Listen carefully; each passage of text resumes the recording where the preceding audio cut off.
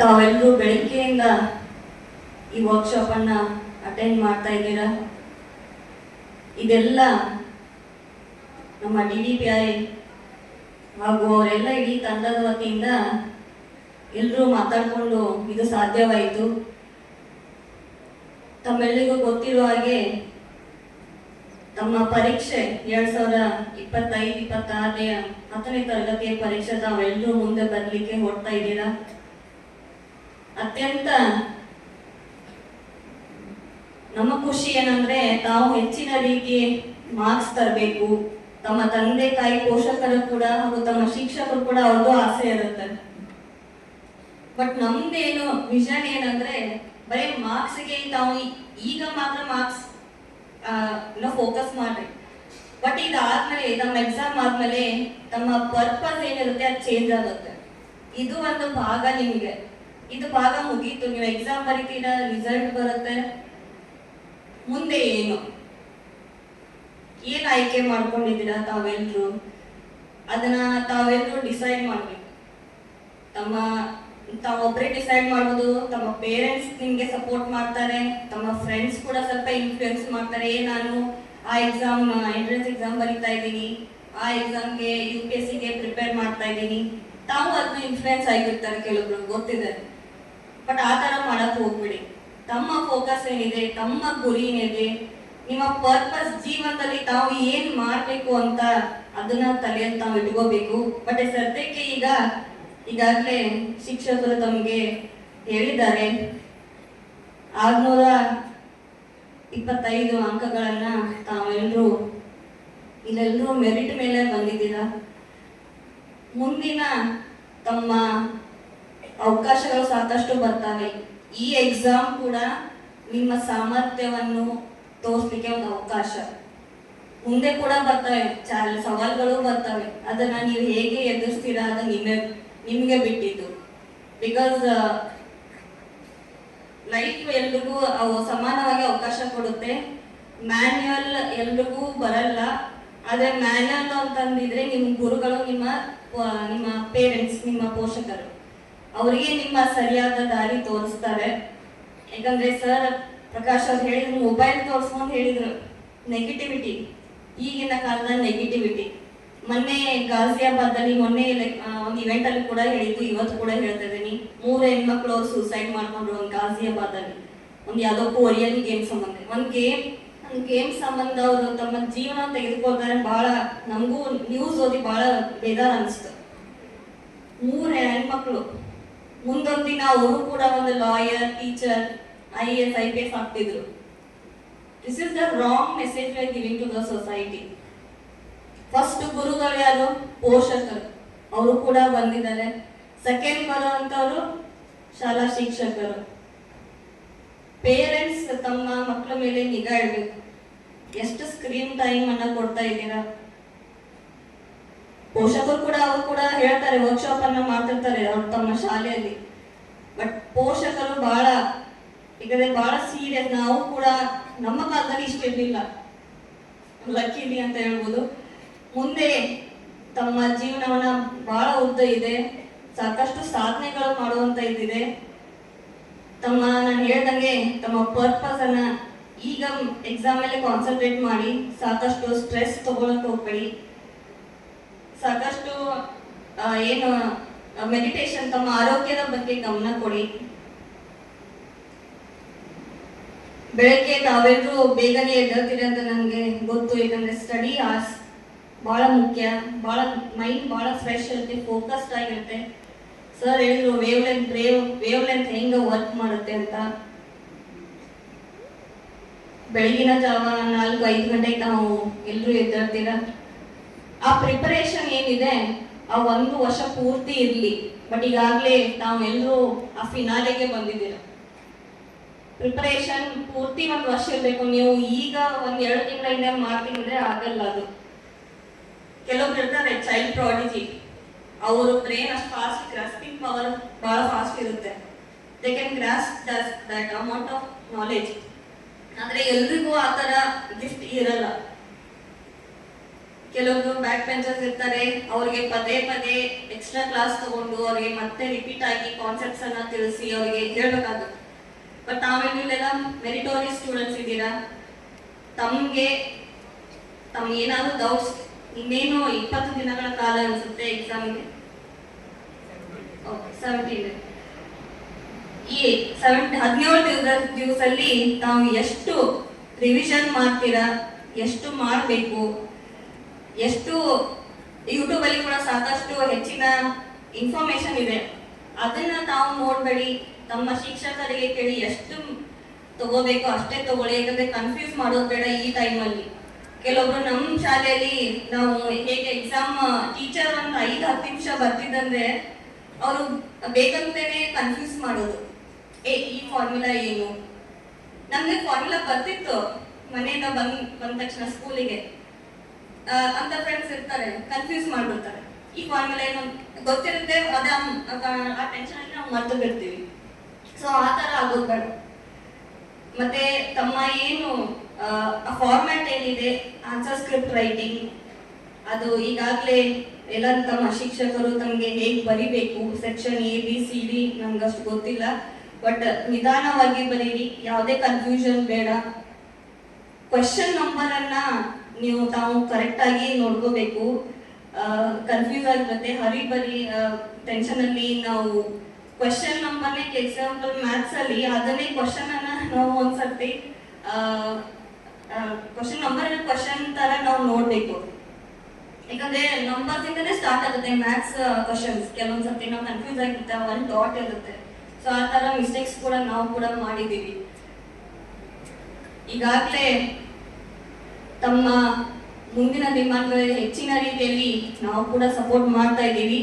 ಆಮೇಲೆ ಆರೋಗ್ಯದ ಬಗ್ಗೆ ಒಂದು ವಿಚಾರ ಬೇಕಿತ್ತು. ಬೆಳಗ್ಗೆ ಎದ್ದು ತಾವು ಮಾಡ್ತಾ ಇದ್ದೀರಾ, ಬೆಳಗ್ಗೆ ಎದ್ದು ಎಲ್ಲರೂ ಕೂಡ ಒಂಚೂರು ಬಾದಾಮು, ಒಂಚೂರು ಅಕ್ರೋಟ ಏನಂತೀರಾ, ಒಂದ್ ಸ್ವಲ್ಪ ಕ್ಯಾಶ್ಯೂ ನಟ್ಸ್, ಅದನ್ನ ತಾವು ಡೈಲಿ ತಿಂದ್ರೆ ಅದರಲ್ಲಿ ಒಂದು ಹೆಲ್ದಿ ಫ್ಯಾಟ್ಸ್ ಇರುತ್ತೆ. ತಮಗೂ ಕೂಡ ಬೆಳಗಿನ ಎದ್ದು ಹಶ್ವಾಗಿರುತ್ತೆ. ಸೊ ಹಾಗಾಗಿ ಡೈಲಿ ಅದರಿಂದ ಸ್ಟಾರ್ಟ್ ಮಾಡಿದ್ರೆ ಒಂದು ಒಳ್ಳೆ ರೀತಿಯಿಂದ ತಮ್ಮ ಮೈಂಡ್ ಹೆಲ್ದಿಯಾಗಿ, ತಮ್ಮ ಬಾಡಿ ಕೂಡ ಹೆಲ್ದಿಯಾಗಿರುತ್ತೆ. ಯಾಕಂದ್ರೆ ಬೇರೆ ಬೇರೆ ಕಡೆ ನೀರು ಕುಡಿಯಬಾರ್ದು, ಮತ್ತೆ ತಮಗೆ ರುಚಿ ಇರುತ್ತೆ ಜಂಕ್ ಫುಡ್ ತಿನ್ನೋದು, ಗೊತ್ತು, ಪಿಜ್ಜಾ, ಬರ್ಗರ್, ಅದನ್ನೆಲ್ಲ ತಾವು 1 ತಿಂಗಳಿಗೆ ನಿಲ್ಲಿಸ್ಬೇಕು. ತಮ್ಮ ಆರೋಗ್ಯದ ಕಡೆ ಗಮನ ಕೊಡಿ. ಬಿಕಾಸ್ ನೀವು ಕೆಂಪೋತ ಹೋದ್ರೆ, ನೀವು ಹೊಟ್ಟೆ ನೋವಿಂದ ಎಕ್ಸಾಮ್ ಹೋದ್ರೆ ನಿಮ್ಮ ರಿಸಲ್ಟ್ ಮೇಲೆ ಪರಿಣಾಮ ಖಂಡಿತ ಇರುತ್ತೆ. ಸೊ ಹಾಗಾಗಿ ತಮ್ಮ ಆರೋಗ್ಯದ ಕಡೆ ಗಮನ ಇರಲಿ. ಒಂದು 5 ನಿಮಿಷ ಆದ್ರೂ ಬ್ರೀದಿಂಗ್ ಎಕ್ಸರ್ಸೈಸ್ ಮಾಡಿ. Inhale, exhale. ಪೇರೆಂಟ್ಸ್ ಕೂಡ ಆಕ್ಚುಲಿ ಸ್ಟೂಡೆಂಟ್ಸ್ಗಿಂತ ಪೇರೆಂಟ್ಸೇ ಅವರೇ ಎಕ್ಸಾಮ್ ಬರೀತಾರೆ, ಅಷ್ಟು ಟೆನ್ಷನ್ ತಗೊಂಡಿರ್ತಾರೆ. ಸೊ ಆ ರೀತಿಯಲ್ಲಿ ನಾವು ಎಲ್ಲ ಫೇಸ್ ಅನ್ನ ಪಾಸ್ ಆಗಿದ್ದೀವಿ. ಸೊ ಎಲ್ಲರೂ ಖಂಡಿತವಾಗಿ ತಾವೆಲ್ಲರೂ ಮುಂದಿನ ಬಾರಿಯಲ್ಲಿ ಯಾರು ಟಾಪರ್ಸ್ ಇದ್ದಾರೆ ಈ ಸ್ಟೇಜ್ ಅಲ್ಲಿ ಇಲ್ಲಿ ಬಂದು ಕೂತ್ಕೋಬೇಕು ಅನ್ನೋ ಒಂದು ಆಸೆ. ಹೇಗ್ ಮಾಡ್ತೀರಾ, ನಿಮ್ ಫೋಕಸ್ ಅಲ್ಲಿ, ನಿಮ್ ಹಾರ್ಡ್ ವರ್ಕ್ ಅಲ್ಲಿ ತಾವು ಮಾಡಿ. ನಿಮ್ಮ ಸಪೋರ್ಟಿಗೆ ನಾವಿದ್ದೀವಿ. ನಾವು ಬರೀ ಮೀಡಿಯೇಟರ್, ಶಾಲಾ ಶಿಕ್ಷಕರು ಅವರು ಕೂಡ ತಮ್ಮ ಕೆಲಸ ಮಾಡ್ತಾ ಇದ್ದಾರೆ. ನಾವೊಂದು ಮೀಡಿಯೇಟರ್, ನಾವು ನಿಮ್ಗೆ ಅವಕಾಶವನ್ನು ಕೊಡ್ತಾ ಇದ್ದೀವಿ ಅಷ್ಟೇ. ನಾವು ಹೆದರ್ಕೋಬಾರ್ದು, ಟೆನ್ಷನ್ ತಗೋಬಾರ್ದು. ಪಾಪ ಮೊನ್ನೆ ಆ ಹುಡುಗಿ ತೀರ್ಕೊಂಡ್ಮೇಲೆ ಬಹಳ ಬೇಜಾರಾಯ್ತು. ಒಂದು ಕನಸು, ಇವತ್ತು ಒಂದು ಹುಡುಗಿ ನಮ್ಮ ಜೊತೆ ಇಲ್ಲಲ್ಲ, ಅವಳು ಒಂದು ಎಕ್ಸಾಮ್ ಬರೀತಾ ಇದ್ಲು. ಬಟ್ ತಾವು ತಮ್ಮ ಸೀರಿಯಸ್ ಆಗಿ ಈ ಫೇಸ್ ಮತ್ತೆ ಬರಲ್ಲ. ಎಕ್ಸಾಮ್ ಬರೀಬೇಕಂದ್ರೆ 30-40 ವರ್ಷ ನಿಮ್ಗೆ ಆಗಲ್ಲ, ಬಿಕಾಸ್ ಅವಾಗ ನಮ್ ಬಾಡಿ ನಮ್ಗೆ ಸಾಥ್ ಕೊಡಲ್ಲ. ಸೊ ಹಾಗಾಗಿ ಇದೇ ನಿಮ್ಮ ಗೋಲ್ಡನ್ ಪೀರಿಯಡ್ ಅಂತ ಏನ್ ಹೇಳ್ಬೋದು. ಇದ್ರಲ್ಲಿ ತಮ್ಮ ಎಷ್ಟು ಎನರ್ಜಿ ಎಷ್ಟು ಸಾಲ್ತದ ಅಷ್ಟು ತಾವು ಫೋಕಸ್ ಮಾಡಿ, ನಿಮ್ಮ ಕರಿಯರ್ ಮೇಲೆ ಫೋಕಸ್ ಮಾಡಿ. ತಮ್ಗೆ ಏನ್ ಬೇಕಾದ್ರೂ ವಿಷಯಗಳು ನಾವು ಸಪೋರ್ಟ್ ಮಾಡ್ತೀವಿ. DDP ಅವರು ಇದ್ದಾರೆ, ಅವರು ಕೂಡ ತಮ್ಗೆ ಏನ್ ಮುಂದಿನ ಕರಿಯರ್ಗೆ ಏನ್ ಸಪೋರ್ಟ್ ಬೇಕಾಗುತ್ತೆ ನಾವು ಕೂಡ ಮಾಡ್ತೀವಿ. ನಮ್ಮ ಫೌಂಡೇಶನ್ ವತಿಯಿಂದ ಸಾಕಷ್ಟು ನಾವು ಎಕ್ಸಾಮ್ಸ್ಗೆ ಪ್ರಿಪರೇಷನ್ ಮಾಡ್ತಾ ಇದ್ದೀವಿ. ಸೊ ಯಾರು ಹೆದರ್ಕೊಳ್ಳದೆ ಈ ಎಕ್ಸಾಮ್ ಅನ್ನ ತಾವು ಪಾಸ್ ಮಾಡಿ ಮುಂದೆ ಒಂದು ಪ್ಲಾನ್ ಅನ್ನ ಹಾಕಿ ಏನ್ ಮಾಡ್ಬೇಕು. IAS ಅಂದ್ರೆ ತಾವೆಲ್ಲರೂ ಹೀಗೆ UPSC ಗೆ ಪ್ರಿಪರೇಷನ್ ಮಾಡಬೇಕು. ಈವನ್ ಫಾರಿನ್ ಕಂಟ್ರೀಸ್ಗೆ ನಾವು ಹೋಗ್ಬೇಕಂದ್ರೆ ಅದಕ್ಕೂ ಕೂಡ ಎಕ್ಸಾಮ್ ಇರ್ತವೆ. ಲಾಗೆ ಅಲ್ಲಿ ಜಡ್ಜ್ ಆಗ್ಬೇಕಂದ್ರೆ ಅದಕ್ಕೂ ಕೂಡ ಒಂದು ಲಾ ಎಕ್ಸಾಮ್ಸ್ಗಳು ಇರ್ತವೆ. ಸೊ ಈ ತರ ತಮ್ಗೆ ಏನಾದ್ರೂ ಹೆಲ್ಪ್ ಬೇಕಾದಂದ್ರೆ ನಾವು ಕೂಡ ಇರ್ತೀವಿ. ಸರ್ ಇರ್ತಾರೆ, ನಾವು ಆರಾಮಾಗಿ ಬಂದು ನಮ್ಗೆ ಕೇಳ್ಬೋದಂತ ನಾನು ಕೇಳ್ಕೊತಾ ಇದ್ದೀನಿ. ಮುಂದಿನ ದಿನಮಾನಗಳಲ್ಲಿ ತಾವೆಲ್ಲರೂ ಹೆಚ್ಚಿನ ರೀತಿಯಲ್ಲಿ ತಮ್ಮ ಶಾಲೆ, ತಮ್ಮ ಶಿಕ್ಷಕರು, ತಮ್ಮ ಪೋಷಕರ ಹೆಸರನ್ನ ಕೀರ್ತಿ ತರ್ತೀರಾ. ಯಾಕಂದ್ರೆ ತಮ್ಮ ತಂದೆ ತಾಯಿ ಆದ್ಮೇಲೆ ಬಹಳ ಅಭಿಮಾನದಿಂದ ಅವ್ರಿಗೆ ಬಹಳ ಖುಷಿ ಪಡುವಂತ ಮನುಷ್ಯರಿದ್ರೆ ನಿಮ್ಮ ಶಿಕ್ಷಕರು. ಅಷ್ಟು ಹೆಮ್ಮೆಯಿಂದ ಮುಂದೊಂದು ದಿನಮಾನಗಳಲ್ಲಿ ನೀವು ಒಂದು ದೊಡ್ಡ IPS IAS ಆದ್ರೆ ಅವರೇ ಎಷ್ಟು ಖುಷಿ ಪಡ್ತಾರೆ, ಅವ್ರಿಗೆ ಎಷ್ಟು ಅಭಿಮಾನದಿಂದ ಇರುತ್ತೆ ನಮ್ಮ ಸ್ಟೂಡೆಂಟ್ಸ್ ನಮ್ಮ ಶಾಲೆಯಿಂದ ಇಷ್ಟು ಈ ಎತ್ತರಕ್ಕೆ ಬೆಳೆದಿದ್ದಾರಂತ. ಸೊ ಎಲ್ಲರೂ ಕೂಡ ನಮ್ಮ ಪರವಾಗಿ ಎಲ್ಲ ಇಡೀ ನಮ್ಮ ಸರ್ಕಾರದ ಪರವಾಗಿ ಎಲ್ಲರೂ ಕೂಡ ಆಲ್ ದ ಬೆಸ್ಟ್ ಹೇಳ್ತೀನಿ. ತಂದೆಯವರು ಅವರು ಕೂಡ ಅವ್ರ ಪರವಾಗಿ ಕೂಡ ನಾನು ಎಲ್ರಿಗೂ ಆಲ್ ದ ಬೆಸ್ಟ್ ಹೇಳ್ತಾ ಇದ್ದೀನಿ. ಅವರಂತರೂ ತುಂಬಾ ಮಕ್ಕಳಿಗೆ ಅಂದ್ರೆ ಅವ್ರು ಬಿಡೋದೇ ಇಲ್ಲ, ಅಷ್ಟು ಪ್ರೀತಿ ಅವರಿಗೆ ಮಕ್ಕಳ ಮೇಲೆ. ನಿಮ್ಮ ಕರಿಯರ್ ನೀವು ಏನ್ ಮಾಡ್ಕೋತೀರಾ, ಯಾರು ತಪ್ಪಬಾರ್ದು ಜೀವನದಲ್ಲಿ, ತಪ್ಪ ದಾರಿ ಹಿಡಿಬಾರ್ದು ಅಂತ ಅವ್ರದ್ದು ಕನಸಿದೆ. ಯಾಕಂದ್ರೆ ಒಂದು ರಾಷ್ಟ್ರ, ಒಂದು ಒಳ್ಳೆ ರಾಷ್ಟ್ರ ಕಟ್ಟಲಿಕ್ಕೆ ಬರೇ ಒಂದು ಬಿಲ್ಡಿಂಗು, ಒಂದು ಇನ್ಫ್ರಾಸ್ಟ್ರಕ್ಚರ್, ಟೆಕ್ನಾಲಜಿ ಬೇಕಾಗಿಲ್ಲ. ನೀವು ಇವತ್ತು ಒಂದು ದೊಡ್ಡ ಆಸ್ತಿ ನಮ್ಗೆ.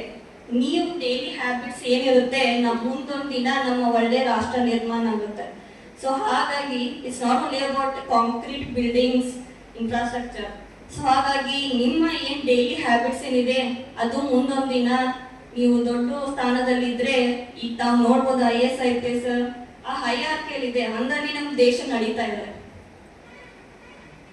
ಈ ಹೈರಾರ್ಕಿ ಎಲ್ಲಿಲ್ಲ ಅಂದ್ರೆ ನಮ್ಮ ದೇಶನೇ ನಡೀತಾ ಇರಲಿಲ್ಲ, ಬಹಳ ಮೆಸ್ಸಿ, ಬಹಳ ಕಿಯಾಟಿಕ್ ಆಗಿರ್ತಿತ್ತು.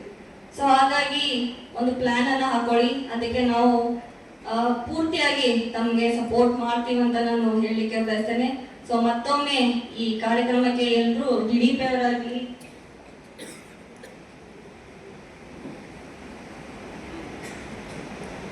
ಅವರು ಸಾಕಷ್ಟು ಒಂದು ವಾರದಿಂದ ಪ್ರಭಾವತಿ ಮೇಡಮ್ ಅವರಾಗ್ಲಿ ಎಲ್ಲರೂ ಅವ್ರ ಇಡೀ ತಂಡಕ್ಕೆ ನಾನು ಧನ್ಯವಾದಗಳು ಹೇಳಲಿಕ್ಕೆ ಬಯಸ್ತೇನೆ. ಹಾಗೇನೆ ನಮ್ಮ DDP ಅವರು ಒಂದು ಹೊಸ ಯೋಜನೆಯನ್ನ ತಂದಿದ್ದಾರೆ, ಓದುವ ಮನೆ. ತಮ್ಮೆಲ್ಲೂ ಗೊತ್ತಿರುವ ಹಾಗೆ ತಮ್ಮ ತಮ್ಮ ತಾಲೂಕಿನಲ್ಲಿ ನೀವು ಅಲ್ಲಿ ಹೋಗಿ ತಮ್ಗೆ ಮನೆಯಲ್ಲಿ ಯಾವುದೇ ಡಿಸ್ಟರ್ಬೆನ್ಸ್ ಬೇಡ ಅಂದ್ರೆ ತಾವು ಅಲ್ಲಿ ಹತ್ತಿರವಾದ ಓದುವ ಮನೆಗೆ ಹೋಗಿ ತಮ್ಮ ಸ್ಟಡೀಸ್ ಅನ್ನ ಯಾವುದೇ ಫ್ರೀ ಮೈಂಡ್ ಇಂದ, ಫೋಕಸ್ ಮೈಂಡ್ ಇಂದ ತಾವು ಎಲ್ಲರೂ ಸ್ಟಡಿ ಮಾಡ್ಬೋದು ಅಂತ ಈ ಹೊಸ ವಿಚಾರವನ್ನು ಅವ್ರಿಗೂ ನಾನು ಧನ್ಯವಾದಗಳನ್ನ ಹೇಳಲಿಕ್ಕೆ ಬಯಸ್ತೇನೆ. ತಾವೆಲ್ಲರೂ ಇದನ್ನ ಉಪಯೋಗ ತಗೊಳ್ಳಿ. ಬಿಕಾಸ್ ಮನೆಯಲ್ಲಿ ಸಾಕಷ್ಟು ತಮ್ಮ ಚಿಕ್ಕ ಮಕ್ಕಳು ಇರ್ತಾರೆ, ಬಹಳ ಡಿಸ್ಟರ್ಬೆನ್ಸ್ ಇರುತ್ತೆ, ಟಿವಿ ಇರುತ್ತೆ, ಬಟ್ ಅಲ್ಲಿ ಟಿವಿ ಯಾವುದೋ ಆ ಥರ ಡಿಸ್ಟರ್ಬೆನ್ಸ್ ಇಲ್ಲ. ಸೊ ಹಾಗಾಗಿ ಇದನ್ನ ಯೂಸ್ ಮಾಡ್ಕೋಬೇಕು. ಹಾಗೇನೆ ತಂದೆಯವರು ದಿಲ್ಲಿಯಲ್ಲಿ ಒಂದು ತಮ್ಮ PWD ಡಿಪಾರ್ಟ್ಮೆಂಟ್ ಇಂದ ಹೊಸ ಜಾಗೆಯನ್ನ ತಗೊಂಡು ಅಲ್ಲಿ IAS IPS ಟ್ರೈನಿಂಗ್ಗೋಸ್ಕರ ಒಂದು ಹೊಸ ಹಾಸ್ಟೆಲ್ ಅನ್ನ ಕಟ್ತಾ ಇದ್ದಾರೆ ನಮ್ಮ ಸಿದ್ದರಾಮಯ್ಯ ಸರ್ ಸರ್ಕಾರ ವತಿಯಿಂದ. ಸೊ ಅದಕ್ಕಾಗಿ ಮುಂದೊಂದು ದಿನ ತಾವೆಲ್ಲರೂ ಡೆಲ್ಲಿಯಲ್ಲಿ ಭೇಟಿ ಆಗ್ತೀರಾ ಅಂತ ನಾನು ಕೂಡ ಅನ್ಕೊಂಡಿದ್ದೀನಿ. ಸೊ ನಮ್ಮ ಪ್ರಯತ್ನ ಬಹಳ ಮುಖ್ಯ ಇಲ್ಲಿ. ನಾವು ನಿಮ್ಮ ಪರವಾಗಿ ಪ್ರಯತ್ನ ಮಾಡ್ತಾ ಇದ್ದೀವಿ, ನಿಮ್ಮ ಕಡೆಯಿಂದ ಎಫರ್ಟ್ಸ್ ಅಷ್ಟೇ ಮುಖ್ಯ. ಸೊ ಅವರು ಅಲ್ಲಿ ಟ್ರೈನಿಂಗ್ ಸೆಂಟರ್ ಪ್ಲಸ್ ಹಾಸ್ಟೆಲ್, ಯಾಕಂದ್ರೆ ಸಾಕಷ್ಟು ನಮಗೆ ಅಲ್ಲಿ ಇಂಟರ್ವ್ಯೂ ಬಂದಾಗೆ ನಮ್ಮ ಲೆಟರ್ ಕೇಳ್ತಾರೆ, ಆಸ್ಪಿರೆಂಟ್ಸ್ ನಮಗೆ ಅಕೊಮಡೇಷನ್ಗೆ ಸ್ವಲ್ಪ ಅವಕಾಶ ಮಾಡಿಕೊಡಿ ಅಂತ. ಸೊ ಇದನ್ನ ಅವರು ತಲೆಯಲ್ಲಿತ್ತು, ತಂದೆಯವ್ರ ತಲೆಯಲ್ಲಿ ಬಹಳಷ್ಟು ದಿನ. ಸೊ CM ಸರ್ ಅವರು ಅದನ್ನ ಒಪ್ಪಿಗೆ ಕೊಟ್ಟಿದ್ದಾರೆ.